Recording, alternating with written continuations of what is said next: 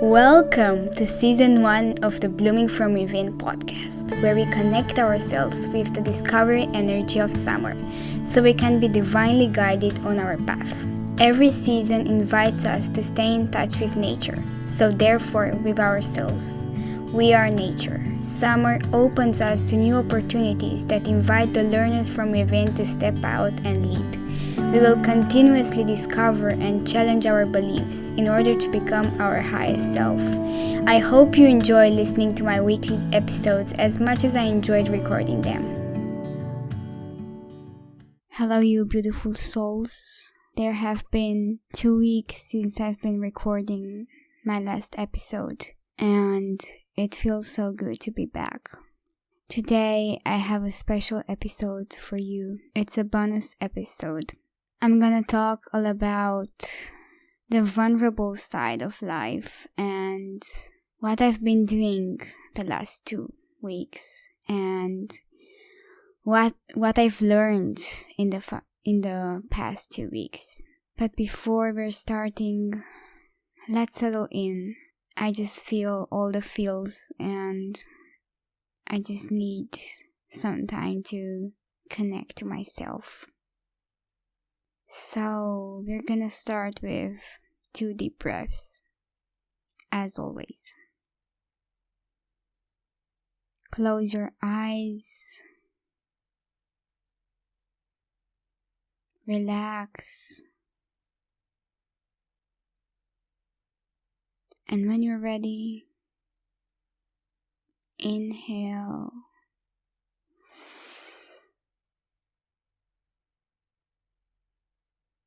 And let it go.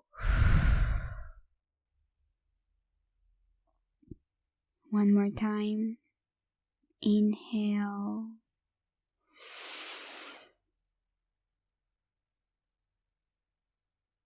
And let it all go. My intention for this episode is to transform all my experiences from the past 2 weeks into life learnings, into learnings that you can use in your life and into habits that you can build in your day-to-day so you can live happier and fulfilled. So let's dive into it. Let's dive into all the vulnerable side of life and let's dive into what I've been feeling the last 2 weeks.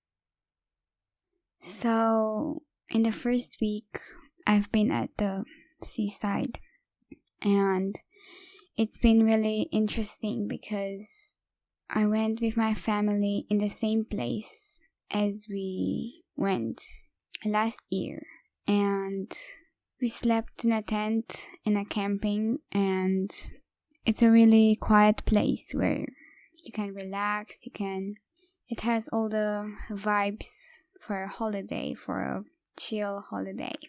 And because it was my second time there and I already had an experience and I just could feel how much I've evolved and I could really see and feel it in my actions and in my reactions.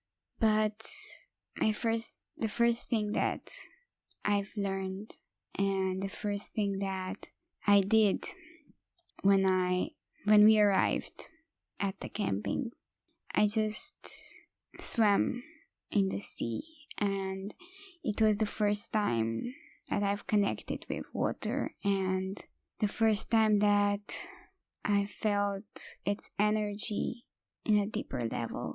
And I was exhausted from the 12-hour drive and I just wanted to relax in the water.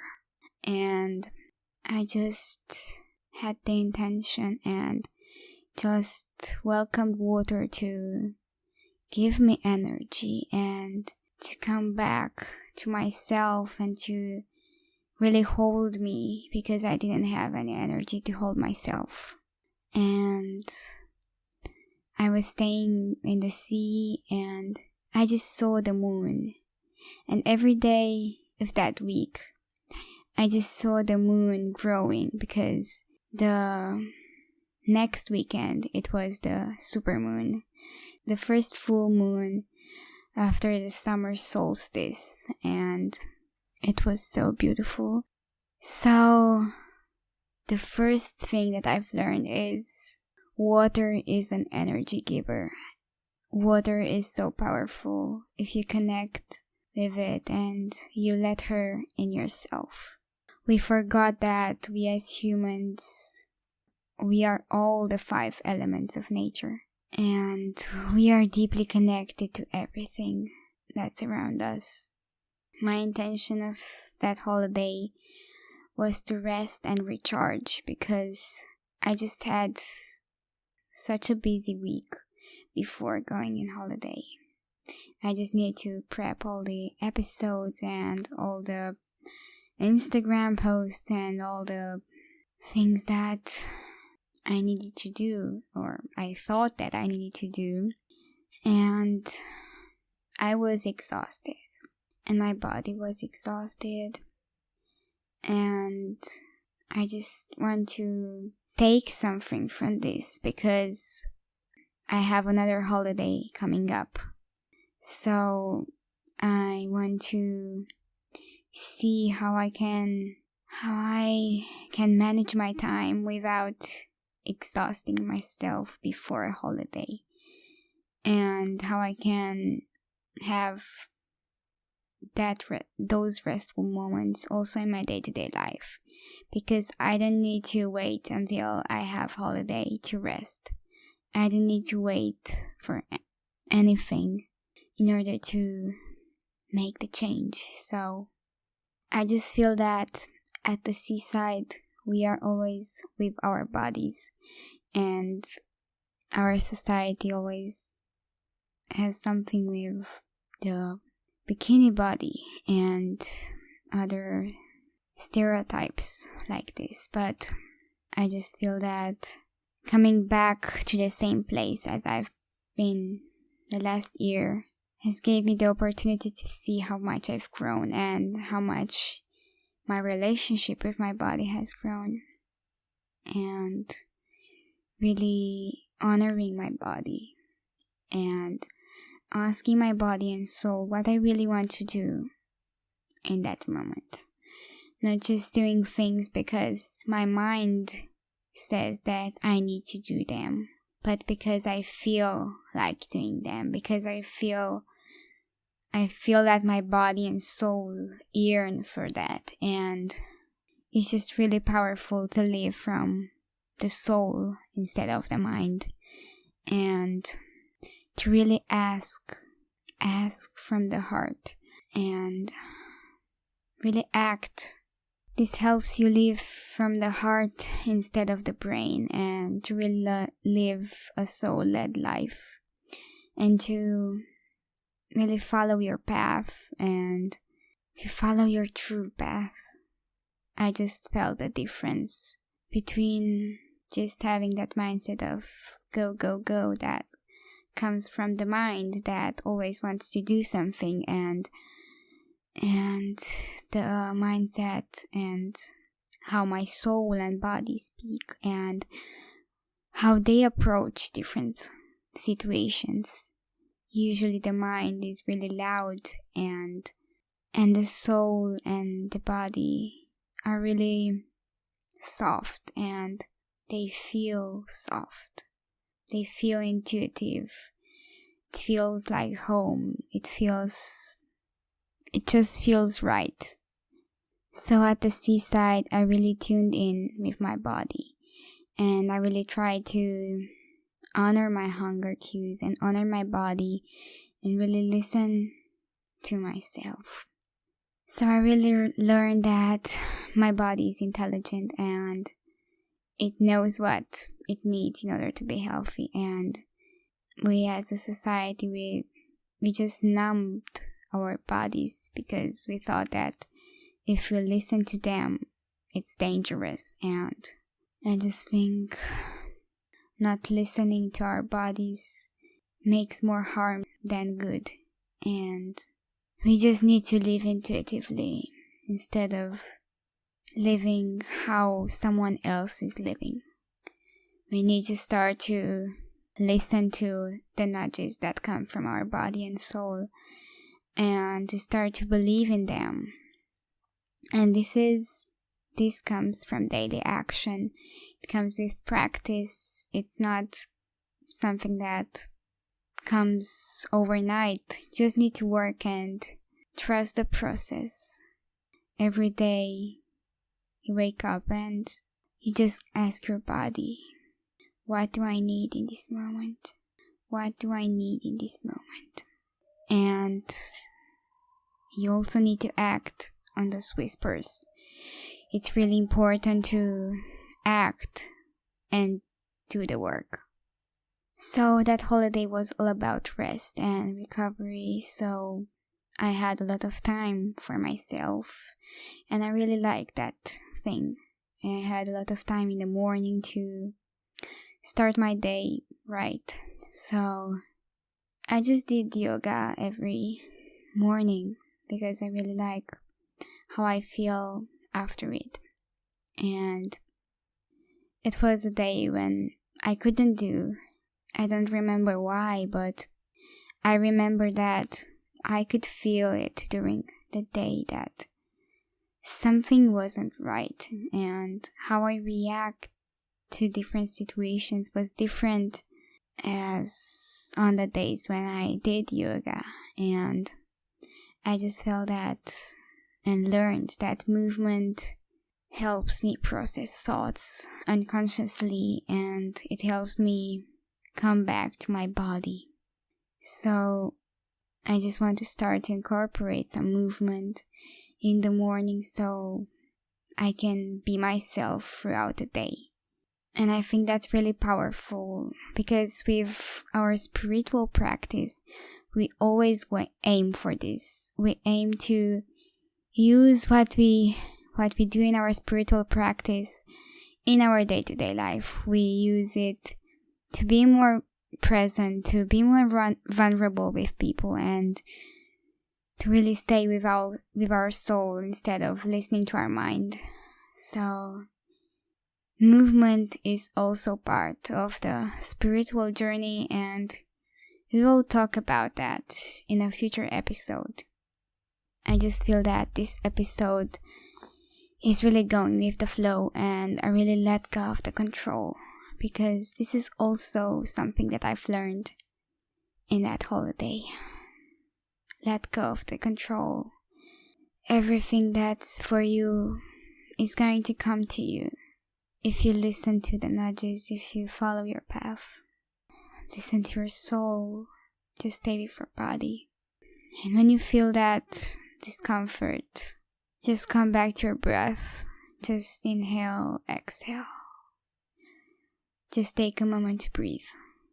So this is how I approach today's episode. Without control, without anything. Just with myself, with my heart, with my soul, with my body. I just let my mind rest, and I just come here to the present moment. And after the week at the seaside was over, I went back home for one day, and the next day I packed everything and went to a camp in the mountains. It was really scary for me to make the decision to go there because all the kids were older than me, and I knew this even before going there. But what made me decide to step into the discomfort, it was an angel number, and I knew I was divinely guided to step out. So that experience was really all about communicating with people and also being vulnerable and sharing different things that stay on my heart. So now I'm going to share some learnings from that summer camp.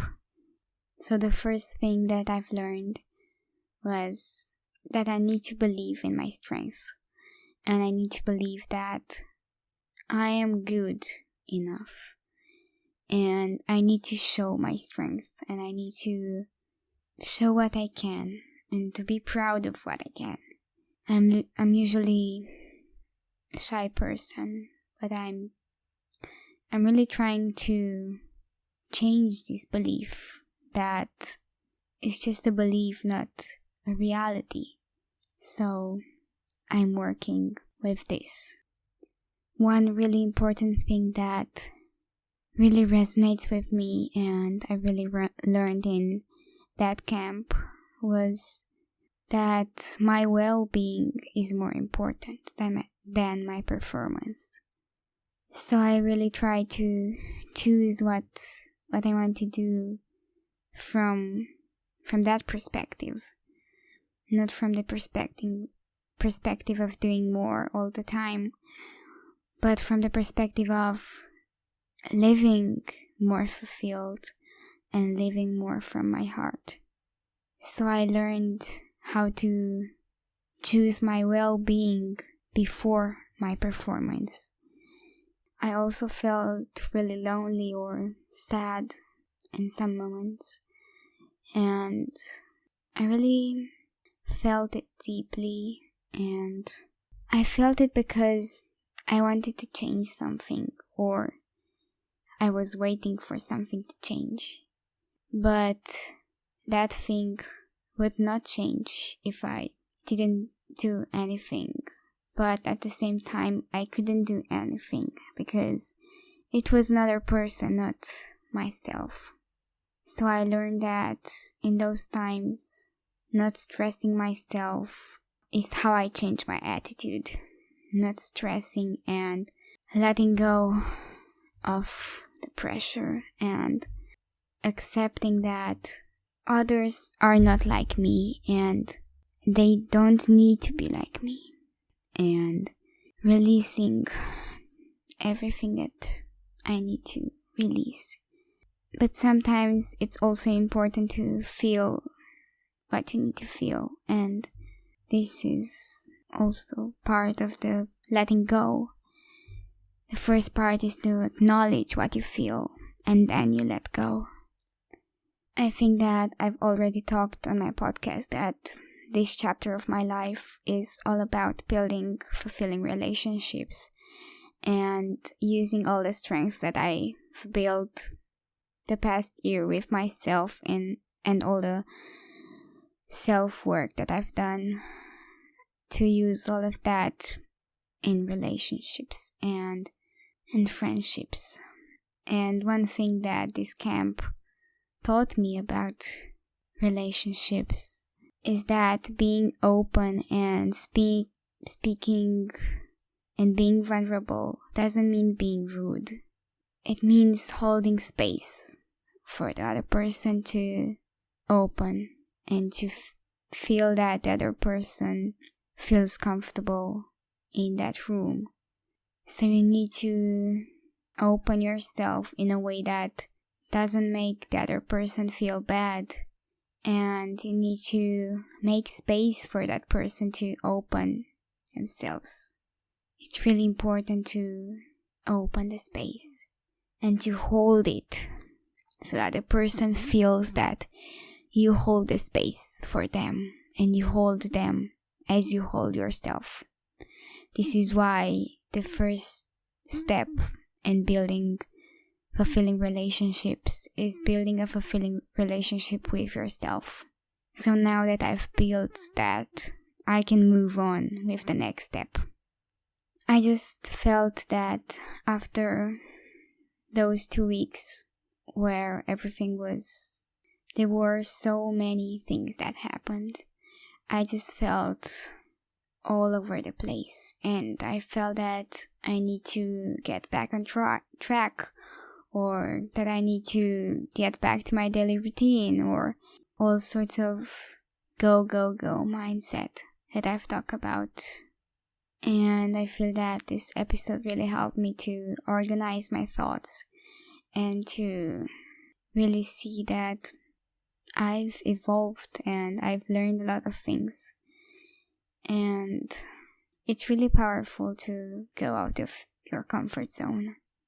So now that I've came back from these 2 holidays, I just want to change my daily routine so it can be aligned with the version of myself from now. I've changed, so my routine needs to change. Change is normal and change is powerful. We just need to accept the change and to welcome it with an open heart. We don't need to be scared. We don't need to be scared of change. One affirmation that helped me in the moments of discomfort in the camp was, I open myself to new opportunities. I choose to open myself to new opportunities. As I'm ending this bonus episode, I hope this episode resonated with you, and I hope that I could share lessons that will help you in your day-to-day life. And I hope that you could feel that I shared a space, a safe space with you, and I hope that you could tune in with me. So, as always, it will really help me if you could subscribe on Spotify, Apple Podcasts, or Google Podcasts at Blooming From Within Podcast. Rate my show, give it a 5-star review if you like it. Share this episode with a friend if you feel that they could resonate with it. Share it on your Instagram stories. It really helps me out. If you want to share something with me, just DM me on Instagram at BloomingAnn. I hope that this episode gave you the courage to step out and be the change. So, sending you all the love and light. See you next time.